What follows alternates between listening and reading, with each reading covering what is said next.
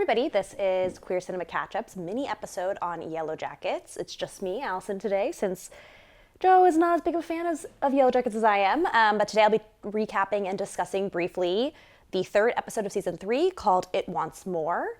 I'll just kind of start with a quick survey of what each character was up to. In the wilderness, our girl Mari has fallen into a pit and hurt her leg, and Ben has sort of kidnapped her and brought her to a cave where they're eating bats and sharing kind of intimate, emotional moments where they seem to be coming closer together, even though Mari accidentally purposely sprays Ben with bear spray, and then he accidentally sprays her as well, and they're both in agony.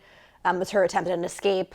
But ultimately, over the course of their experience in this cave, Ben decides to let her go, and Mari promises she's not going to say anything to the girls back in the group. But when she arrives back at camp, she starts telling her story about how she fell in the pit. Shauna's very suspicious. How did you get back here then? How'd you get out of this pit?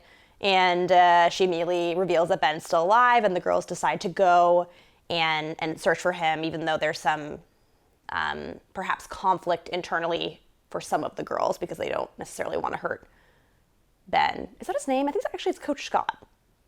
Why am I calling him Ben?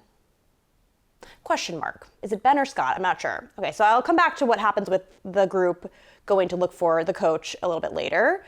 But in the adult storyline, we have Shauna still having Lottie live at home with them. Lottie and her daughter Callie seem to be really bonding, which concerns Shauna. And in fact, it should concern Shauna because Lottie and Callie end up going shopping, and Lottie encourages Callie to steal from the store. And then later on, they're cooking dinner. Shauna arrives home and discovers that Callie is wearing Jackie's necklace, which we know has significance both emotionally for Shauna and also with respect to what they were doing in the wilderness, because it seems like the girls who are hunted wear Jackie's necklace during the hunt. So it obviously is a very dark thing to be bringing into the home and giving to Shauna's daughter. So she kicks Lottie out.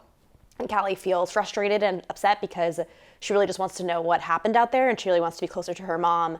And it seems like her mom doesn't want that to be something that they share. And I assume it's because she's trying to protect her daughter and herself. And then we have, meanwhile, early in the episode, Shauna and Misty kind of cons Shauna into spending the day with her and pretends that she had successfully kept Lottie and Callie apart, which isn't the case. And then it comes to find out that she sort of broke Shauna's brakes intentionally in the car so that they would kind of be in this disaster situation together. And Shauna flips out at her and says, you're really effed up. Something really bad must have happened to you as a child because you feed off of this kind of situation. And it's an interesting thing for Shauna to say because all of these adult women seem to be attracted to the dangerous, the adrenaline-inducing of life, and I think that has to do with the trauma they experienced. But Shauna's pointing back even further and suggesting that it was something in Misty's earlier years. And in fact, I noticed a lot of the adult characters or even the teen characters are talking about their childhoods and the traumas that maybe existed prior to them going out into the wilderness, which is an interesting thing for the show to raise, an interesting point for them to raise, that it wasn't just the woods itself, but who they were in the woods, and as a result of the woods, that has made them who they are today. And then lastly, we have Thaisa and Van. Van discovers that her cancer is in partial remission.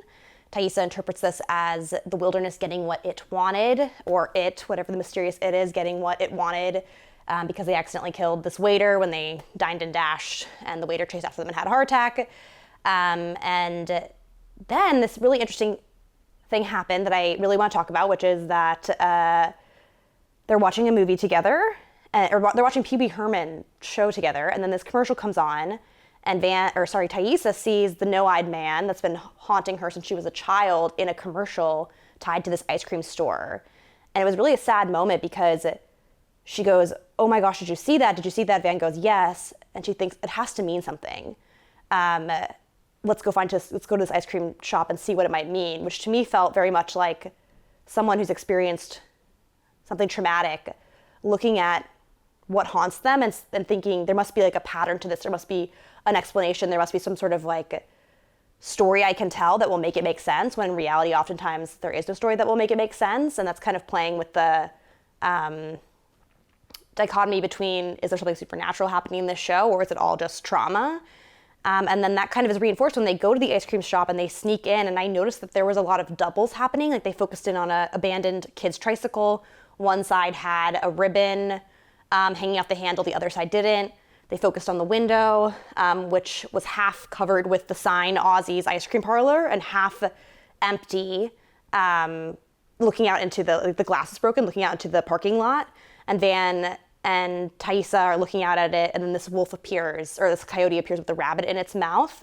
And so there's a shot of the ice cream parlor next to the coyote eating the rabbit. And to me, it sort of suggested that there is the innocent part of life, the childhood part of life with ice cream and rainbows and everything works out. And then there's the wilderness and the dog-eat-dog reality of being a person alive in the world. And a lot of the, like teenage Mari talked about that, how she thinks there are two realities, and she described a time when her young cousin passed away when she was only 4 years old, and how they had been watching a TV show together when it happened.